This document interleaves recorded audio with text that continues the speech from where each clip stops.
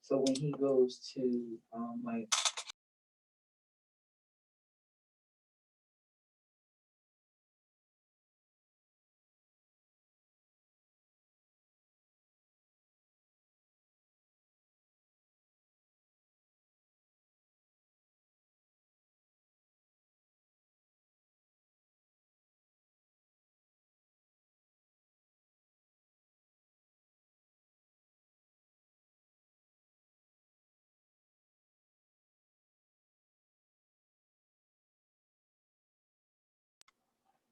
John Charles Cordery, John like John/Charles Cordery Cordery, and he's from Comer. Hello, RHD. This is Sean Mott. I am the facilitator for this meeting. And if you have the ability to unmute your line, if you could mute it now, I'd appreciate it. Thank you. We will start our meeting momentarily.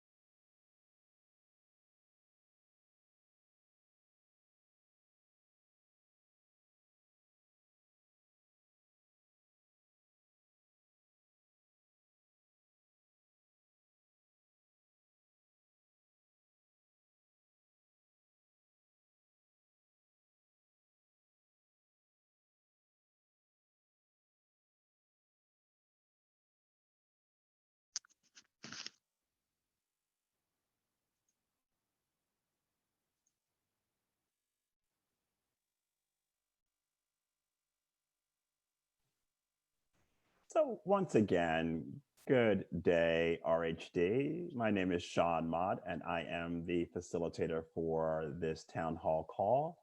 It is 12:30 Eastern Standard Time, and it's the start of our call. Not quite sure where you're sitting in the universe, but I am sitting in sunny Philadelphia, and it is a brilliant day today, and it's great to have the sun beaming through the windows. Trust you are sitting in a place where the sun is also shining. With that said, I'm going to pass the mic to Marco, our CEO, who will open with our introductions. Marco? Thank you, Sean. Can everybody hear me all right? Perfect, perfect. Well, good afternoon and almost noon, everyone. As Sean shared, my name is Marco Giordano. I am your CEO, and I thank everyone for joining us this afternoon. You may be realizing as you look across the screen that you are not seeing any of our executive team members on the call today. Today, the executive team is unable to join the call because we are in a team development workshop. However, I did want to stop in, say hello, and before I return back to the session and share some thoughts with you all. As you all know, the country continues to experience or is experiencing another wave of increased cases, hospitalizations, and deaths. And while we've not seen a similar trend within our community, we must continue to be vigilant and continue to follow the protocols. And starting with today's call and over the next couple of weeks, we will be re-emphasizing our protocols and share new protocols with you all to ensure that we are doing everything possible to ensure the health and safety of our staff, your families, and the people that we support. We have an opportunity to build upon what we've learned during the past 9 months and head off challenges as we experience whatever the phase of this pandemic presents to us. We will continue to do this together as we have done from the start of the pandemic. And with that, I encourage each of you to share your thoughts and suggestions with your leadership through our suggestion box, Your Voice, as well as directly to the COVID-19, RHD COVID-19 committee. I trust that others on this call will share with you the avenues to use to connect with those groups, email addresses and links. But I encourage each of you to share your thoughts about how we move forward as an organization in continuing to respond to the next phase of this pandemic. With that, I want to thank you all again for joining this call today to stay informed. And I want to thank you for continuing to be committed and dedicated to the work we do, the support of each other, and the support of the folks that we serve. Before I step off, there were two things I wanted to share. One reminder and another piece of information. First, the reminder, and I would be mistaken if I did not remind everyone that today or this week, this Thursday, is our virtual Values Day celebration. The kickoff is at 10 o'clock Eastern Standard Time. So if you've not seen the meeting invite, if for some reason it fell off your Outlook calendar, please take a look and reach out and accept that calendar invite so you have the information to connect to our virtual Values Day. It's important that we do so. We need to take the space, and I'm hoping that each of you will take some time to celebrate our values and celebrate the great work that we do, and take the time to appreciate each other as we head into the holiday week. So I'm hoping I will see you all there on Thursday at our Values Day celebration. And the last thing I want to leave you with today is maybe a riddle of sorts. So if you are in or near the city of Philadelphia this week, look up and don't miss the opportunity to see RHD and our staff celebrated in lights. So with that, I will turn the mic over to Sean, and I will return to our development session with the executive team.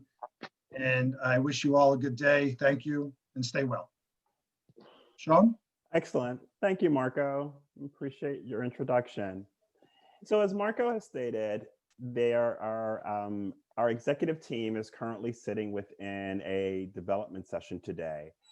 As you might imagine, our process will remain the same with one slight pivot.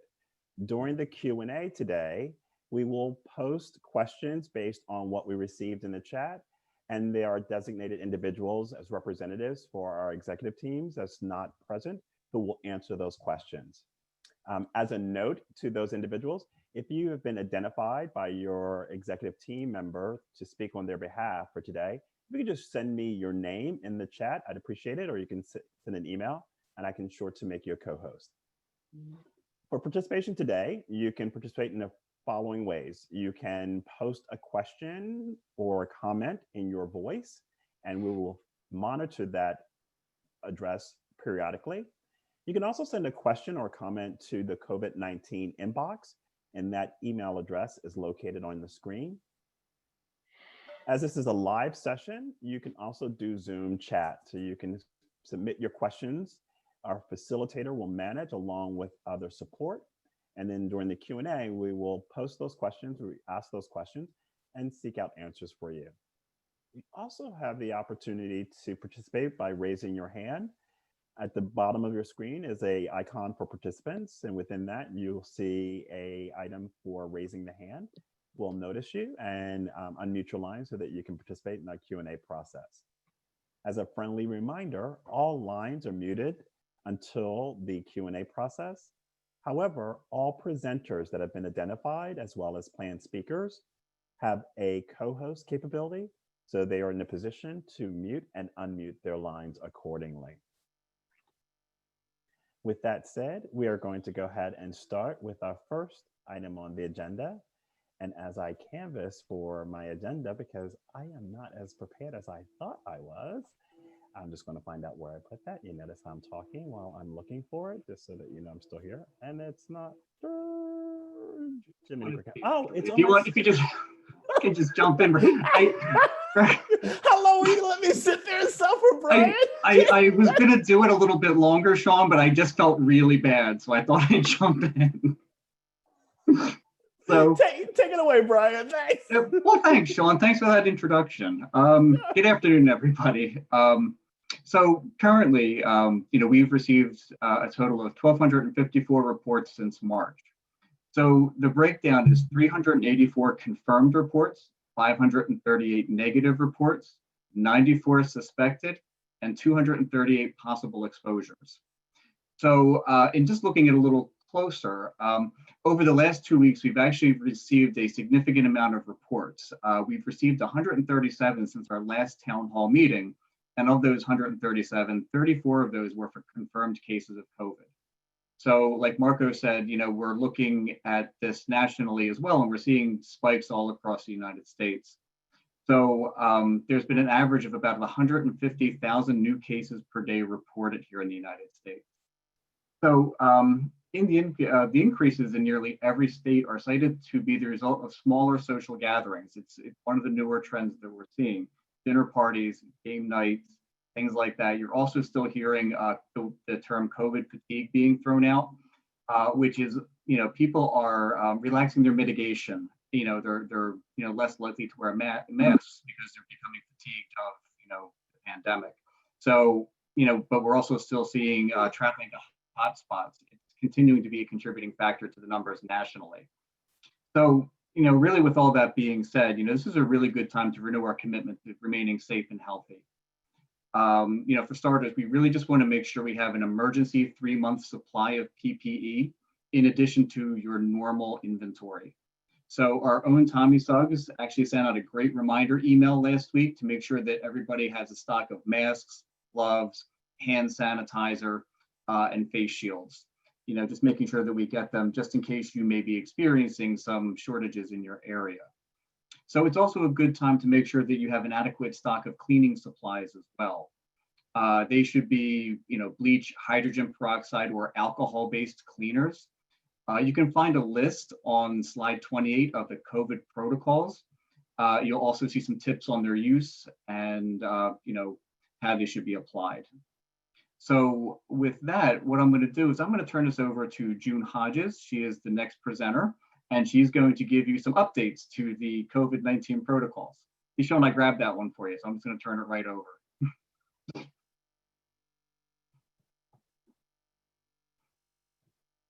Sorry about that. Forgot to put my microphone on. But thanks, Brian, and hello, everyone. I'm June Hodges, Director of Risk Management.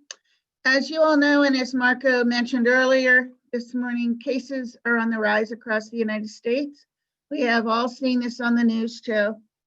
And considering this, we're revising our COVID-19 protocols with the interest of creating a safe residential and work environment for our clients and staff respectively. These adjustments to the COVID protocols are in keeping with new regulations in states that relate to entering public and private workplaces, CDC guidelines for staffing during periods of shortages, and necessary steps for programs to take to minimize the spread of the virus at RHD programs, particularly for the upcoming holiday time.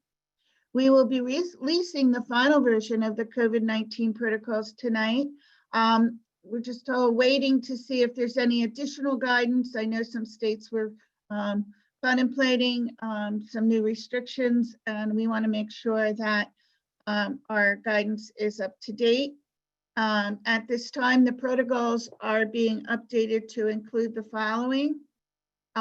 We added low to high risk scenarios in a chart for handy reference, so you can refer to them for holiday activities.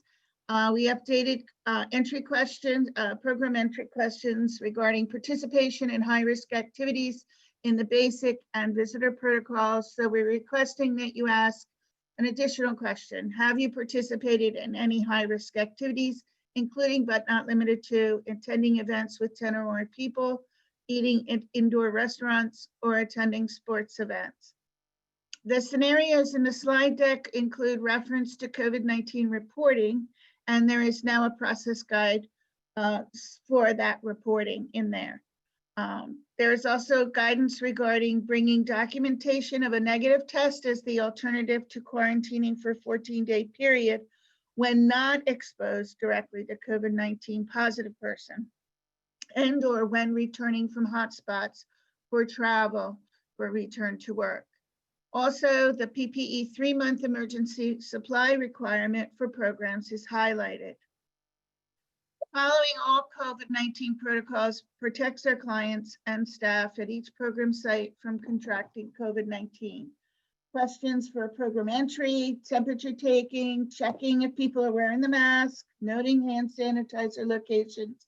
These are all important steps so that everybody stays well. With the approaching holidays, I just wanted to point out, we also want you to consider the safe celebration options on the holiday celebration bulletin sent out from safety@rhd.org. We have posted a copy on the COVID-19 info site as well for your handy reference.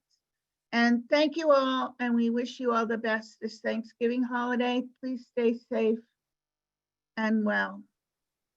Okay, Sean, I guess back to you. Thank you, June, and thank you, Brian. And Brian, to your delight, I have reoriented myself with the agenda. And next, we're going to have a presentation from BHH Programs, and Jim is going to provide us with that presentation. Jim? Good afternoon, everybody. My name is Jim Kimmenauer. I am the director of the Renaissance community here in Bryn Mawr, Pennsylvania.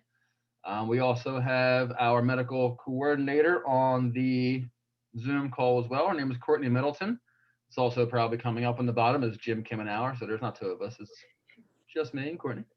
So I will share my screen and bring up the PowerPoints here. I will give a brief introduction on Renaissance, and then Courtney will take over and spotlight all of her great work that she's been doing to really help our members manage the quarantine and isolation issues or factors that we have to have in the guidelines with COVID, and things that we've introduced and integrated into the program to help members stay well. So let me get the PowerPoint up here, and then I can do that and share this, and hopefully everybody sees that there. We good? You're all good, Jim. Thank you. Excellent. Thank you. So I will start here on slide number 1. So Renaissance is a male and female co-occurring residential facility in Bryn Mawr, Pennsylvania. We actively provide services to individuals with substance abuse and mental health disabilities. We provide quality prevention, intervention, connection and treatment programs, and community reintegration within a 12-month period. We provide the residential services, and through our sister program, Lower Merion Counseling, they provide our clinical services. So we have a very good working relationship with them as well. Staff work to provide education on the effects of and dangers of drug and alcohol and dependency, of mental health recovery, and of the many threats that they face in regards to their recovery and their overall health and wellness. We work with members to increase a sense of control over their physical health, mental health, and emotional well-being, as well as working on all their interpersonal and intrapersonal social relationships. Renaissance provides a structured and proactive recovery program, looking to enhance motivation to maintain recovery and a recovery-oriented lifestyle, and really look to foster resilience within each of our individuals and give them the opportunity to be successful individually in their own recovery path. So we are a 20-bed residential facility. We have a 4-bedroom home, which is a licensed community residential rehab, and we have a 16 8-unit apartment building, 2 apartment buildings that are connected on the corner of Reese and Roberts Road, with 4 units in each, with 2-bedroom apartments. So they're 2-bedroom apartments, just like you would see in the community. You would never know that we're even here. So we have 2 bedrooms, bathrooms, shared living room and kitchen, share responsibilities within each unit. Again, we provide the residential services, and Lower Merion provides our clinical care.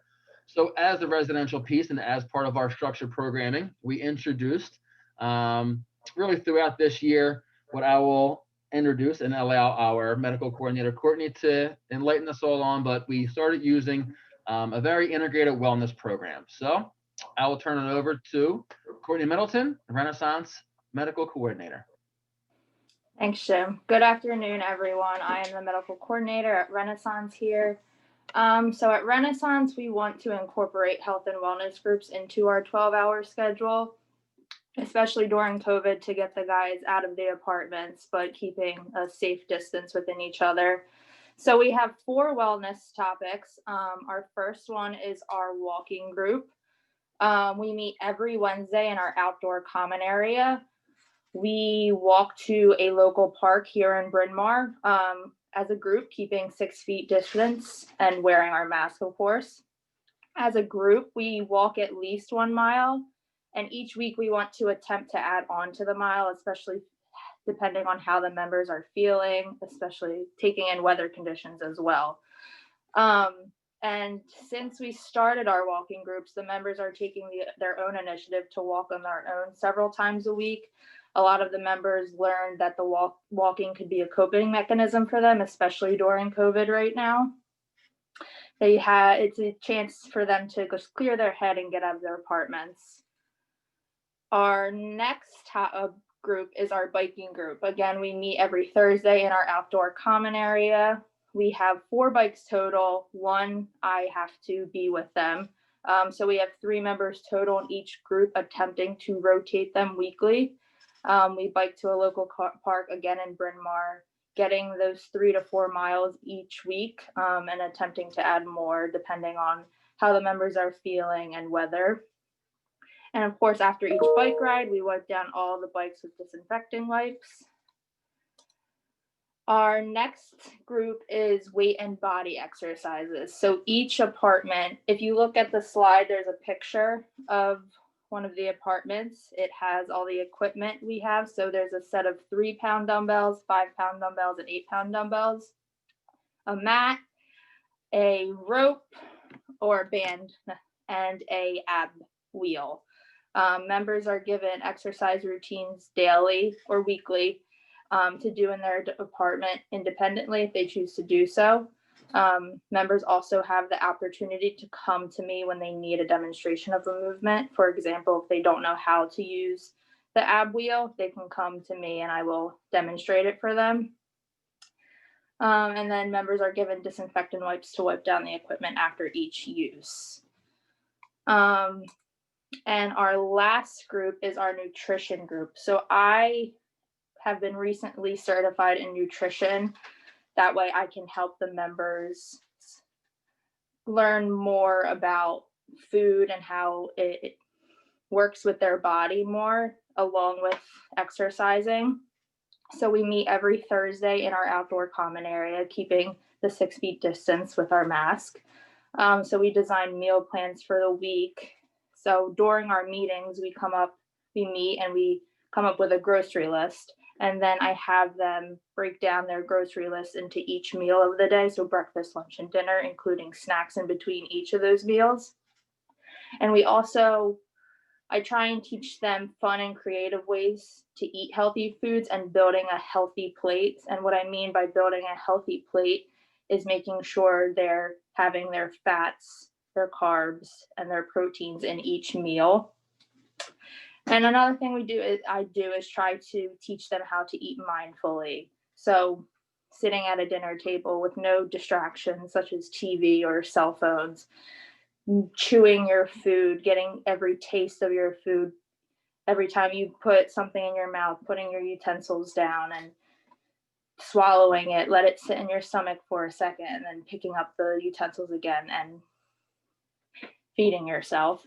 And then demonstrating how to budget for a weekly meal plan. So this is their main concern. A lot of them come to me saying, oh, how am I supposed to spend $40 a week in groceries? And this is what I'm trying to teach them, is how it is possible for you to spend $40 a week on a week worth of food. You just need to look at prices, and that the fresh fruits, you can buy frozen fruits and veggies. And then